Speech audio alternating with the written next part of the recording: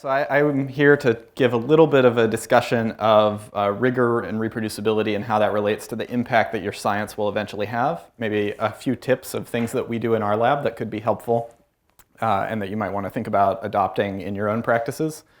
And one of the most interesting things about this is I love this quote from a letter from Newton to Hooke. If I've seen further, it is by standing on the shoulders of giants. People always love to tell you the trivia about that quote, which is that Newton was making fun of Hooke. But I think there's something even better about that, which is that it's actually a phrase that comes from Bernard of Chartres. I'm not French, sorry. Bernard of Chartres earlier. And so actually the quote is itself building on a previous quote. So it's meta in that way, in addition to just making fun of Hooke. So I guess the question is, how do we actually become these science giants who have people standing on our shoulders? So essentially, we want to be this guy. We want other people to do work that builds on us. So how do we become a giant? So there's a few different things to think about. So if you want to think about impact and people building on your work, one of the things that, for those of you who are in kind of the physics side, you know about preprints. You've understood them for a while. They've been widely used. In biology, this is rapidly becoming widely adopted. But the idea is when you're about to submit your paper, you can also submit it to a preprint server. So has anyone here ever submitted a preprint? Wow, awesome, great audience. I'm not going to pitch preprints anymore then. What I will say is papers with preprints, there's a number of things that have looked at this, end up more cited. So this is a normalized citation metric on the side, and so the things that were deposited as preprints are more cited than control papers that were not deposited as preprints. How many of you have made data publicly available in an open repository? Okay, pretty good crowd, yes. So the good news for you guys is, so this is a paper from a few years ago now where they looked at microarray data in particular. So they wanted a data type that they could compare in a standardized form across. And they found that microarray papers that included data in a standard repository, either ArrayExpress or NCBI's Geo repository, were about 10% more cited than papers that didn't include the data. And this is an update that goes beyond just microarray data. So this is looking at data in general. And in this case, they looked at different data availability statements. So essentially, the data is not available, the data is available upon request, the data is available at some non-standard website, or the data is actually available in a sort of standard repository. And so the category 3 here that's referred to in this quote is the data is available in a standard repository. And again, this is associated with an increased citation rate. So if you want to have impact, one of the easiest things to do is make your papers available earlier so people can comment on them and help improve them, and make your data available. And make it available in a standardized repository. So don't throw it in some random place like your lab website. That's probably not going to help you nearly as much as putting it on, say, the sort of normal repository. I disagree. Okay, Quaid says put it on your lab website. I think you should put it on your lab website, first and foremost. We put data in standard repositories and people make databases out of them, and then people cite those databases. Yeah, so it's true. People do make databases out of them, and people do cite those databases. They also are, at least according to the literature that exists, are also more likely to cite your paper. Not necessarily the reusers, but your paper in general is likely to be more cited. And you can also, I know there's people working on this, like Susan Davidson at Penn is working on this idea of sort of inherited. So for databases that are made from compilations of other data, there's this idea of inherited citation tracking. So like their citations would also count for you if they incorporated your sort of data into their resource. So there are definitely efforts to do better citation tracking. If you prefer to make your data less reusable by just putting them on your website, it's important to know that a lot of people are just going to ignore that, which may be what you want, but my guess is probably is not. Our case is more nuanced. Yeah. This database contained 90% of it was 90% composed of our data and 10% of some additional data. Yeah, that seems suboptimal. That sounds like a very particular concern. Put it in a database even if it's on their website, right? Yeah. I'm really surprised that someone would, if someone's going to make a database that's 90% your data and 10% other data, they probably would just get it from your website and make their database anyway. Like, I think it's an interesting, they have better marketing. Don't tell Quaid that. We can talk more at the end. I think we should continue for a couple hints and tips, and then we can come back to this. I'll have some open licensing stuff later. OK. So if you have Quaid, if you don't want people to reuse your data, don't put them in standard repositories. Okay. Sorry, I'm getting feedback over there. And one of the things to think about, and maybe this would have solved your challenge, Quaid. So this is a article that was in Nature a couple years ago now about a grad student at the time at UCSF who was trying to build an integrated database that contained 90% of Quaid's data and then 10% other data. That's not entirely true. He was trying to build an integrated database that had about 30 or 40 different composite databases inside it so that he could ask queries that spanned multiple node and edge types. So like you could come to this database and you could ask a query like, give me all of the drugs that bind genes in this pathway and that cause this side effect. So you can do that in a single line of a query. And to do that, he had to integrate these databases, each of which had different licensing regimes. So like some of them would be Creative Commons 0, so they could be reused broadly. Others would be under a different Creative Commons license. Others would be under a sort of investigator-specific license where they said, OK, you can use this, but only in these circumstances on their lab website. And what this meant is that when he tried to build this database, he ended up having to leave out a large number of the resources he would have liked to include because they didn't have a standard license that in this case UCSF was comfortable with him sort of including and redistributing. And so if you want your work to be widely used, it's not just enough to put your data or database out there. You need to consider how you want it to be reused, and you should choose a standard license that's associated with reuse. So we'll talk about that a little bit more later, but it's worth knowing as you start thinking about how to put these data together, you can hit these legal barriers that seem esoteric, but could expose your university to a significant amount of legal risk. So OK, so what's in our toolkit? If we want to make our stuff reusable, we want to make our work reproducible. So first, principle 0, there should be one point of truth. So what I mean here is, how many of you have sort of data that's scattered in maybe a couple different folders, and maybe there's version 1 and then version July 30th, 2020. Hopefully you don't have that yet. But you've got sort of data with a whole bunch of different naming schemes. Anyone? Some of you? OK, not that many of you? 30%? Quaid all the way up, yes. 40, 50%. Yeah, so this is a common thing. I see this all the time, and we really try to avoid it. So we love this idea that there's a single point of truth. And so this is essentially where do the data live, or where does sort of knowledge around those data live? And it should be in one place, and everything else should refer to that one place. So let me give you an example. So this is a data repository. This is actually one that this is some data that our group put together for a project we're doing on ovarian cancer. And then, we can't see it here, but there's some R scripts that go along with it to do some sort of early QC and analysis.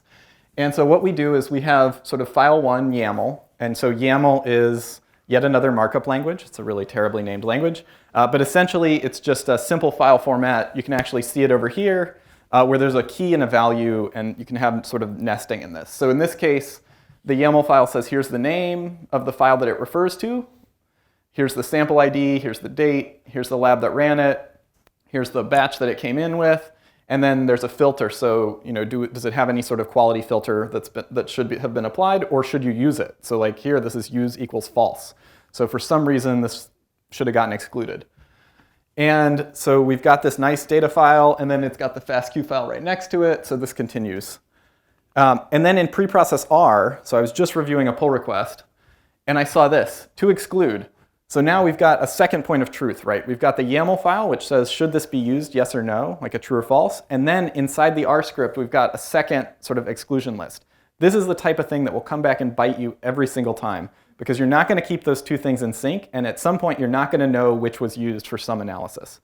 And so this is the type of thing we really try to avoid. So our single point of truth would be, instead of sort of putting this to exclude list in the R script, we should read the YAML file and use just the YAML file to decide whether or not to include that. And the nice thing about using the YAML file is it also gets versioned. So we can sort of check when that changed, if that changed. So yeah, single point of truth. And this applies, if you're going to have data, don't copy data around. Always refer to the data from the same original location. And ideally, if you're going to download data from a public repository, know when you downloaded it.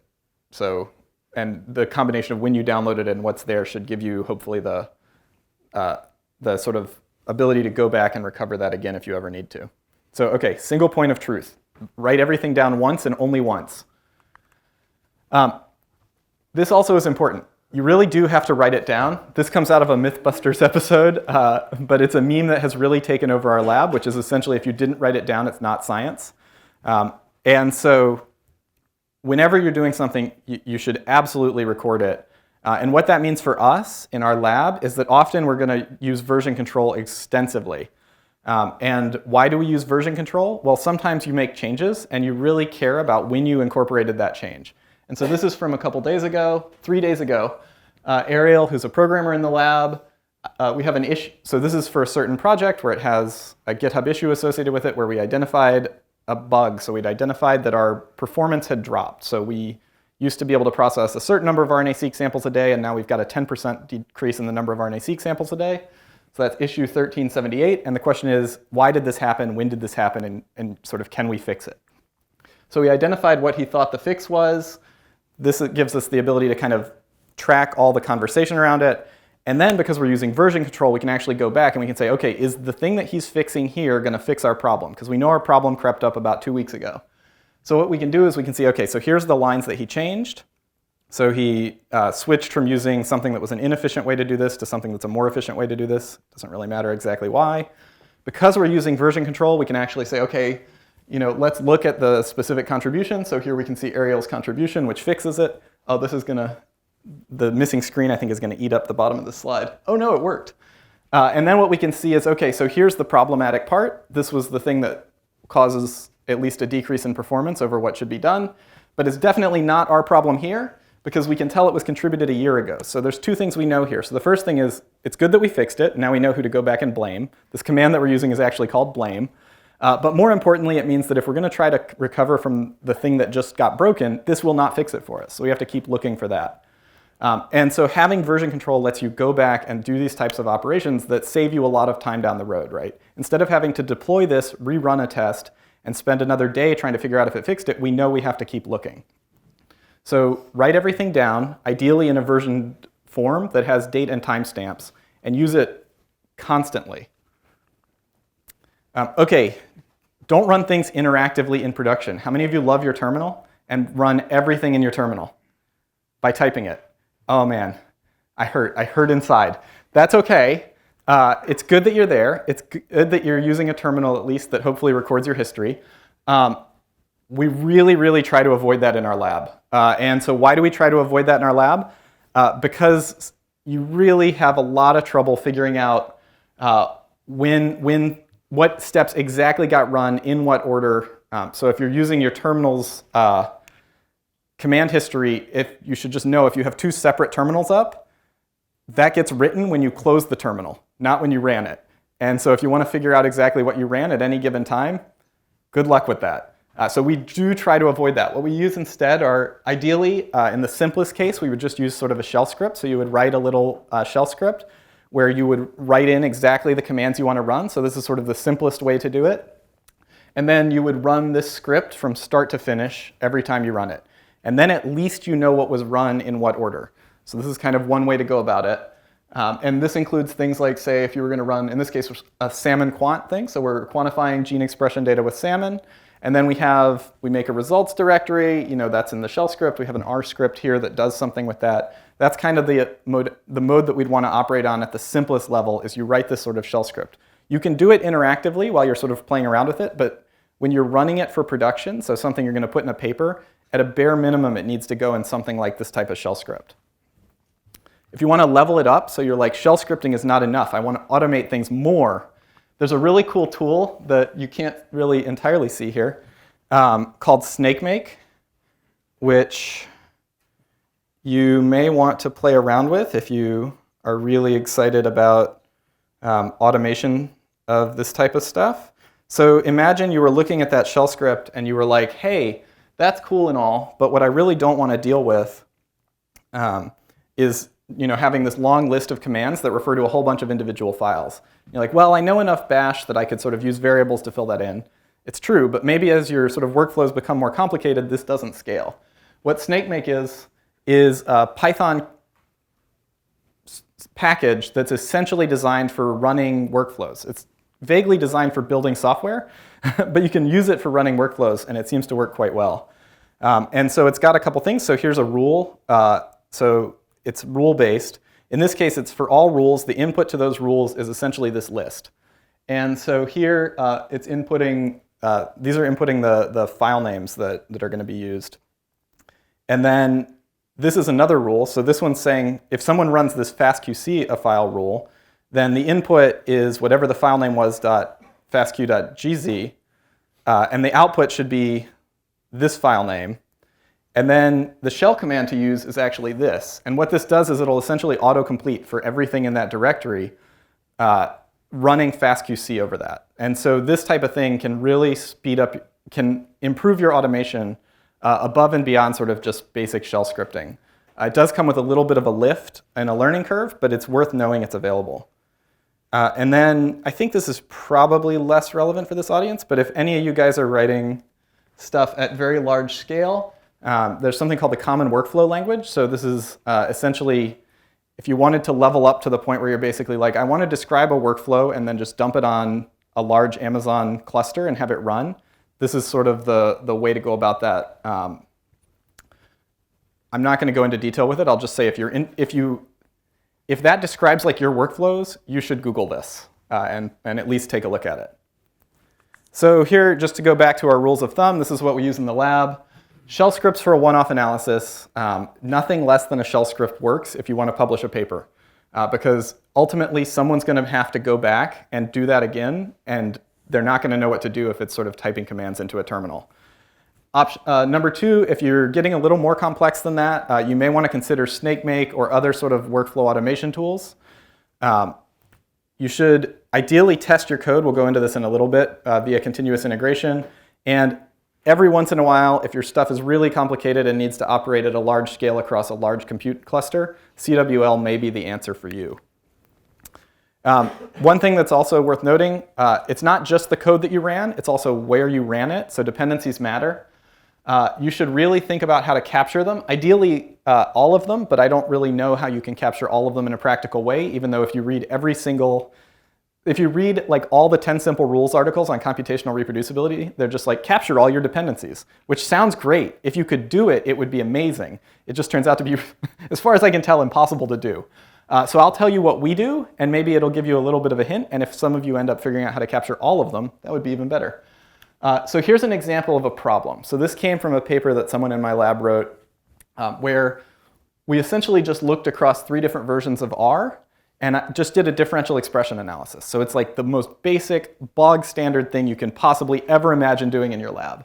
And we're not even going to look at what the genes are. We're just looking at the number of genes that are significant by running the exact same code in 3 different versions of R. And this is like the random seed is set. Like there's nothing with random seeds going on here. It's different than that.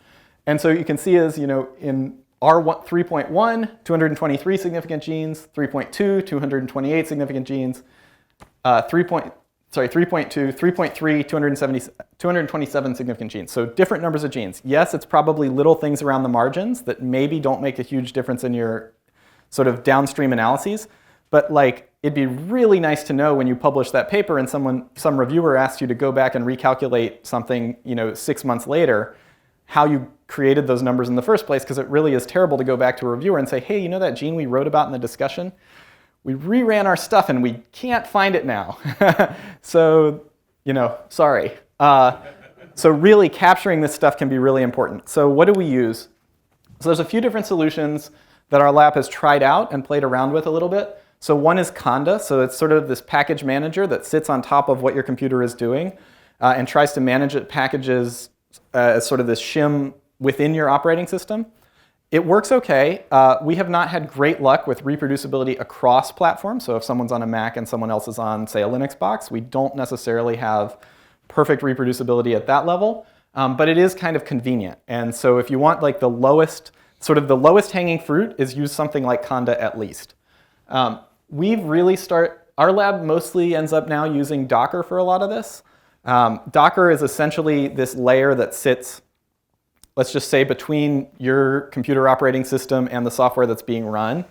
And it captures most of the dependencies that you're going to really care about. The things that it doesn't capture are things like drivers, so anything that interacts with the hardware of your computer, which generally is not terribly important unless you're doing, say, work on a graphics processing unit for deep learning, in which case it's just worth knowing your results will not necessarily be reproducible on different machines if you're using random number generators within those libraries. But otherwise, it tends to do a pretty good job. If you really want to capture as much as possible, virtual machine images are another way to go. They're pretty heavyweight. We generally have not used them just because of how heavyweight they are, how long it takes to start them up, this sort of stuff. So in our hands, we like Docker, but I think you don't necessarily need to use one of these tools, but you should have a conscious strategy for how you check versions and how you sort of capture this information. So another thing that's really helpful, test your code. This does mean occasionally running it interactively, but also we like automated testing. And so you can also run analyses like tests if it's feasible. So you can imagine this is you back when you submitted your paper, and then now you've gotten revisions back and you're having to do a new analysis, right? This is bad. We don't want to be this girl. So what do we do? OK, so there's a software called continuous integration software, and it's widely used in software development. So imagine you're Netflix and you want to deploy a new version of software to some million people who are using it. You probably don't want to deploy software and figure out if it works later, right? You don't. For us, we don't want to run our analyses and figure out if it works later. So what we do is we use continuous integration software to test what we're running. And so what this is, it's very much like what I showed you before. Let's see if we can get this back on. There we go. So what's going on here, so we're declaring a pipeline, and it's a this is running salmon again. So I showed you those shell scripts before. This is going to do exactly the same thing. It says, OK, here's the Docker image I want to use. So in this case, that's how we're capturing our environment. Here's the volume. So this is essentially where the data live. And then here's the list of commands I want to run. And so you'll notice this looks just like the shell scripts. The nice thing about declaring it this way is that now, when you run your code, when you make a commit to GitHub, so when you change anything, oh, OK, that's fine. It's close enough. You get a marker that tells you, did this work or not? And so you're not figuring out if things worked after the fact, 10 months down the road. You're figuring out if the code that's committed actually worked at that moment with exactly those dependencies. And so here, this is something that Rob Patro was working on. So I took this from his lab. I took this actually from his lab's GitHub. So on March 8th, he committed this thing, and the build failed. So what we know is, if he had published anything on this, it's bad. The build failed. On the other hand, he fixed something, which you can't see the commit here. So the build starts working, and then you can see the build starts working again. And then there are certain things you can do if you're like, this sounds really onerous. Every time I make a commit, I have to go back and check it, and it's going to rerun my entire pipeline. All of these continuous integration services will have this ability to skip continuous integration with some sort of flag. So in this case, he's making a change to the README. And you can see he's got this skip CI thing in here, which is basically saying, OK, don't rerun everything through. But it's really nice to know that if you want your stuff to not be reproducible, it's like an explicit step to make it not reproducible as opposed to an explicit step to make it reproducible, because you're much less likely to disable it accidentally than you are to fail to enable it. So we like it to sort of default to reproducible, and then if you really don't want that, you can sort of skip it. And I'll just note, this is a quick plug for a thing we recently wrote. You can use exactly the same software to write your scientific manuscripts. So if you're like, hey, what I'd really like to do is have a manuscript that's built and then includes data or analyses or results from its own GitHub repository so that everything is sort of in one place and automatically rerun, you can do this if you wish to do it. So I'll just give that quick plug, and it produces a nice thing. So if you're like, I don't really like journals anymore, I just want to publish it myself, you can also do that too. And it will timestamp it on the Bitcoin blockchain. So if you really like, if you really like to prove that something existed in a way that's probably more permanent than our current publishing system, you can do that too. OK, and then I just want to say the last things to think about: write code you're proud of. In our lab, we use style guides. This is not our style guides. Our style guides are in our onboarding repository. This is Google's. But the idea is for any language that's widely used in your group, you should have standards for like where things go, like where do you define functions, where do you define constants, so that when someone looks at code within the group, it generally looks the same. And why do we do this? Because we do a lot of pull request code review. So every piece of code that makes it into one of our lab repositories has been reviewed by at least one other person in the lab. They're checking the style, they're looking for clear sort of logical errors, they're looking for things that could be done better. So here's a nice example where, this is code from a few years ago now, At the time, a student in the lab said, hey, it looks like these lines are actually the same. Should you wrap them into a function, which is part of our style guide. You don't want to repeat yourself. You want a single point of truth. So Greg says, OK, I'm going to wrap them into the function in the next commit, and then he did. So you get these sort of quick checks of your code. We find, actually, you catch a fair number of, the goal of this is not to make the code absolutely correct, but it turns out that just making code readable makes it a lot harder to make mistakes. So we end up catching a lot of mistakes just by focusing on readability here. So I would highly recommend using style guides and using pull request review. This is actually from our onboarding repository. So if you're, whenever someone comes to work in our lab, they have to go through this document. And it actually describes, OK, here's how code gets into our repositories. And we have these established rules. And I think this is a really helpful thing to do. And then the last thing, this goes back to Quaid again. Sorry, Quaid. You want to be the single point of truth for as little time as possible, because that's the riskiest thing, right? You've got the data on your server and nowhere else. That's like a very risky world to live in, even if you've got pretty good backups. So we want to put data up as soon as possible. So we like to use open licenses. We actually have a resource sharing plan that you can use if you're interested in, say your institution would like to own what you produce. But when you write a grant, you have a resource sharing plan. You say, hey, everything that we produce in this grant is going to be released under these licenses. Now you have a way when your institution says, it looks like we could make money by selling this, to say, hey, we committed to the people who funded it that we were going to make it open. So this is a thing you can do if you want to make sure that your stuff can be openly released. And then this is sort of another really cool thing that I just came across, I guess, earlier this year. There's the Kippy repository, which is now the idea is, we've started putting data in one place. What if we could start putting our models in one place? So this is about machine learning models, but you can imagine kind of likely a broad proliferation of these types of things, where it's not just sort of the input data that are getting stored and tested, but it's sort of downstream products. And this one's really nice because this uses continuous integration as well. And it will take the machine learning models that are contributed, it'll run them over some test data and evaluate the output and make sure that the output is consistent and doesn't change. So it has these really nice features. So these things are awesome. And then how many of you are like, OK, I'm reproducible. I use my notebooks. I use computational notebooks. A subset of you, not a huge number. OK, cool. I feel like when I talk to our crowd at Penn, everyone says the answer is computational notebooks. They're fine. They're an interesting tool, right? They're like, this was what we were like when we saw computational notebooks for the first time. This is what we're like now. This is, I would just Google this, I don't like notebooks, by Joel Gruss. He gave this talk at JupyterCon last year. I'm not going to go through it in detail. It's like 124 awesome slides of how you can shoot yourself in the foot over and over again.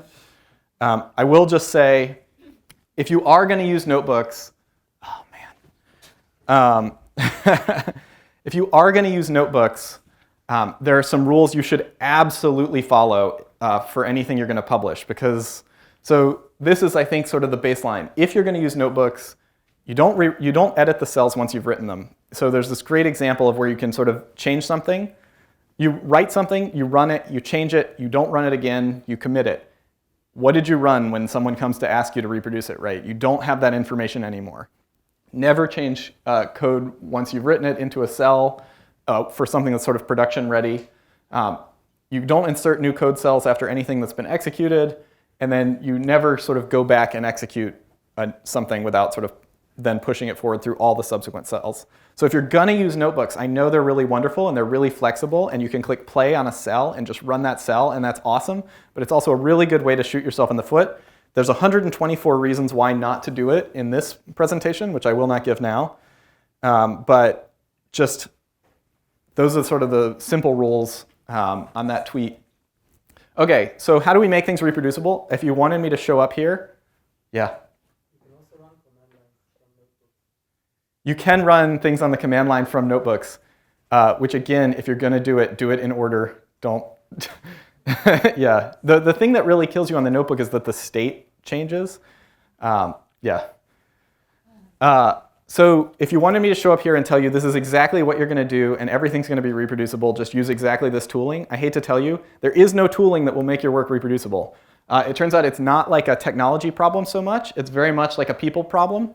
And so what you really need to do is just sort of keep pushing and striving to make your work more reproducible. There's definitely tools that can help. I'm not saying tooling doesn't matter, but it's really like, I wish I could tell you use exactly this and life will be good. It's not that story, but hopefully these tips can help you get a little bit further along the road. Okay, so people who I need to thank for this. So a lot of the sort of work on how our lab, so Daniel, who I talked about from his licensing thing, is now a postdoc in the group, has done a lot to help us sort of organize our data science repos better. And then I showed Gia and Greg sort of interacting on a pull request. And Brett wrote that paper where he showed the sort of gene number changing. And I also showed a pull request from Ariel sort of that referred to data written by people earlier. And with that, I'd be happy to take any questions you guys have.